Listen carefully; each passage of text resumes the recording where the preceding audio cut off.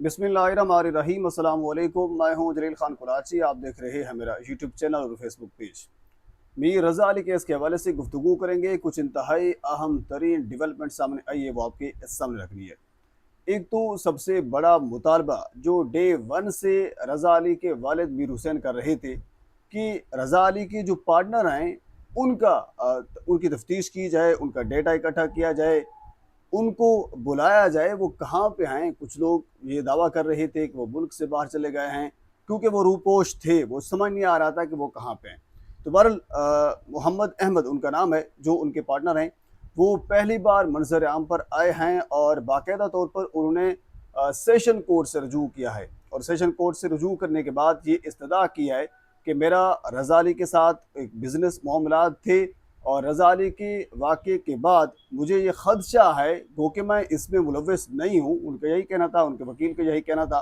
गो कि मैं इसमें मुलव्वस नहीं हूँ, लेकिन मुझे ख़दशा है कि मुझे पुलिस किसी वक्त भी गिरफ़्तार कर सकती है, तो मुझे ज़मानत क़बल अज़ गिरफ़्तारी दी जाए।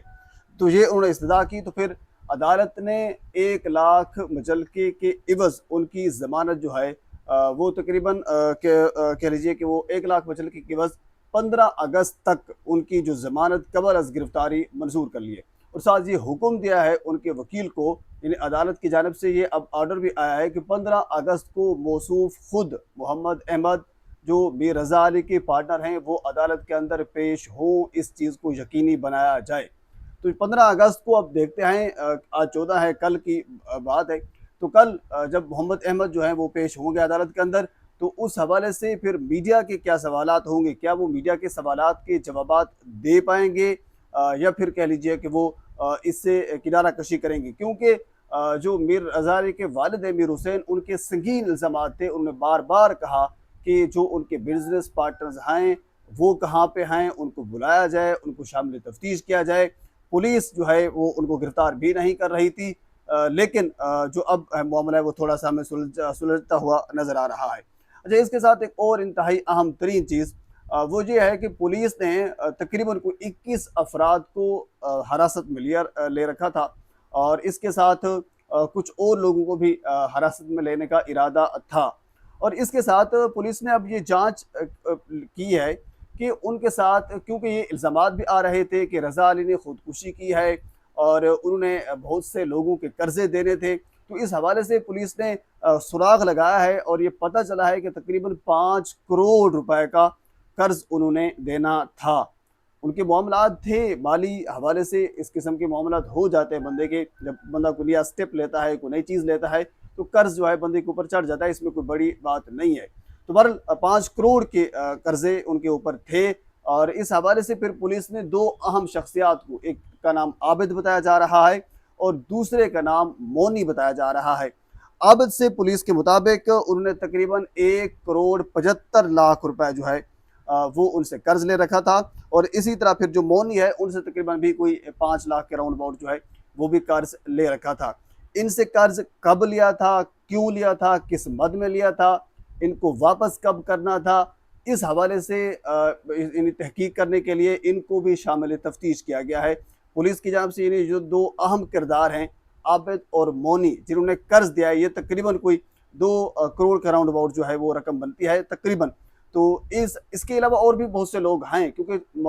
मजमूई तौर पर जो है वो तकरीबन 5 करोड़ बताई जा रही है। तो इन 2 को पुलिस ने शामिल तफ्तीश किया है और इसके साथ 21 अफराद पहले से शामिल तफ्तीश आए, जिनसे मुख्तलिफ हवालों से पूछताछ जो है वो की जा रही है। अच्छा, इसके साथ एक और अहम तरीन इजलास भी इस मीर रज़ा अली केस के हवाले से मुनक्कद हुआ है और उसमें फिर ये पुलिस की जानिब से अब जो नए टास्क हैं उस हवाले से ये स्ट्रेटजी अपनाई गई है कि अब इस केस को आगे कैसे लेकर चलना है और किन किन मामलात के ऊपर हमने बातचीत करनी है। एक तो ये कहा गया है कि जो 21 ज़ेरे हिरासत अफराद हैं उनका रिकॉर्ड चेक किया जाएगा, उनके बयानात लिए जाएंगे, क्योंकि इससे पहले उनके बयानात नहीं लिए गए थे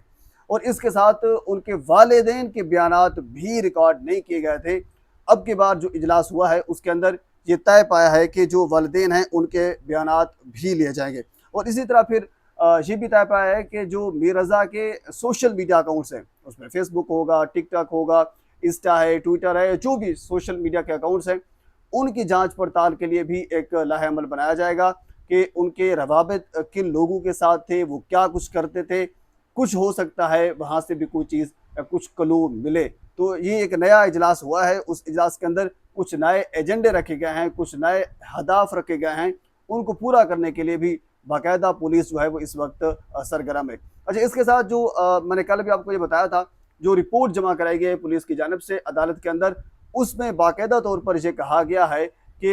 एक तो उसमें जो कत्ल की दफ़ात हैं उसके अंदर शामिल की गई हैं। इससे पहले सिर्फ अगवा का मुकदमा फिरोजपुरा थाने के अंदर मौजूद था, अब उसको बाकायदा तब्दील करके कत्ल के मुकदमे के अंदर उसको रखा गया है। और ये भी इस्तदा की गई है अदालत से कि पहले जो मामला थे वो कुछ और थे, उसके बाद फिर एक नई टीम आई तफ्तीशी, उन्होंने अपने हवाले से कुछ टीम अपनी तफ्तीश की है, लेकिन उसमें कुछ चीज़ें जो हैं वो अभी भी रहती हैं। एक तो जो फोरेंसिक होना था वो कराची की बजाय लाहौर का कहा जा रहा है कि लाहौर से होगा, जो फोरेंसिक लैब लाहौर है वहाँ से होगा, क्योंकि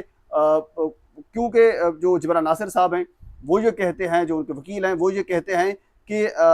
खसूसन जो स्मार्ट वॉच थी वो पिछले काफ़ी दिनों से पुलिस के पास मौजूद थी, तो ये खदशा यही है कि उसमें टेम्परिंग हो सकती है। तो कराची की निस्बतन हम जो लाहौर फोरेंसिक लेबॉर्ट्री है, हम वहाँ से इसका फोरेंसिक करवाना चाहेंगे। और इसके साथ डिजिटल जो भी डिवाइसेस पहले से सीसीडी के पास मौजूद थी, अब बाकायदा तौर पर वो सीसीडी से वो सारी डिवाइसेस, वो सारा डेटा लेकर एनसीसीआईए को दे दिया गया है, ताकि जो एनसीसीआईए के जो एक्सपर्ट्स हैं वो इस चीज़ को देख सकेंगे और उसका मुआयना कर सकेंगे, और उसके बाद फिर मामलात जो हैं वो तफ्तीश की जानिब जाएंगे। तफ्तीश में मुआवनत जो है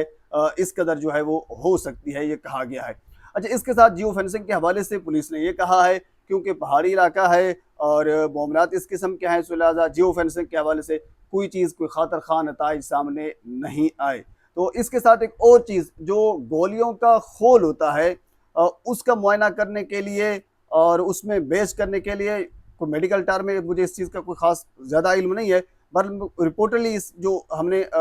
हमारे कह लीजिए कि सुनने को मिला है वो यही है कि क्योंकि कराची के अंदर वो सिस्टम बेसिकली फ़ाल ही नहीं है, और इस सिस्टम के ऊपर तकरीबन 70 करोड़ रुपए ज़राए के मुताबिक ये दावा किया जा रहा था कि उसके ऊपर खर्च होना है उसको फार करने के लिए, तो लिहाजा वो सिस्टम मौजूद ही नहीं है, तो मैन्युअली तौर पर जो है वो उसको देखा जा रहा था। तो अब हो सकता है किसी और शहर या किसी और जगह के ऊपर भी ये मुआयना जो गोलियों के खोल का है वो करवाया जाए। तो बहरहाल अब तक की जो रिपोर्ट है वो ये है, यानी दिन ब दिन हर आने वाले घंटे के साथ, बल्कि दिन के साथ नहीं, मीर रज़ा केस के अंदर एक नई तब्दीली, एक नई चीज़ जो है वो खुलकर सामने आ रही है, और केस वाज़े तौर पर अब होता हुआ हमें नज़र आ रहा है। पुलिस पहले दिन से दावा कर रही थी कि हम केस तकरीबन 90% जो है वो सॉल्व कर चुके हैं, हम मुकम्मल कर चुके हैं, अब जो मामलात हैं वो कह लीजिए कि वो नताइज की जानब जाएंगे, लेकिन फिर मामला हमें लगा कि वाकई कुछ ख़राब है और पुलिस ही इस चीज़ को ख़राब कर रही थी, जिसका बाकायदा तौर पर जबरा नासिर साहब ने भी और जो मुद्दई हैं उन्होंने वाज़े अल्फाज में ये दावा किया था कि केस की तफ्तीश तब्दील की जाए, क्योंकि इसके ऊपर असरअंदाज हुआ जा रहा है। तो बहरहाल तब्दील हुई और उसमें फिर मामला जो है वो खुलकर सामने आए, अभी कुछ चीज़ें अभी आना बाकी हैं। तो बहरहाल अब तक की ये रिपोर्ट है, मज़ीद इस हवाले से अगर कोई चीज़ मेरे तक पहुँचती है तो बर वक्त आप तक पहुँचाने की कोशिश करूँगा। एक मरतबा आपसे गुजारिश है, मेरे चैनल को सब्सक्राइब कर दें ताकि आने वाली हर इंफॉर्मेटिव वीडियो आप तक पहुँच सके। अल्लाह हाफ़िज़।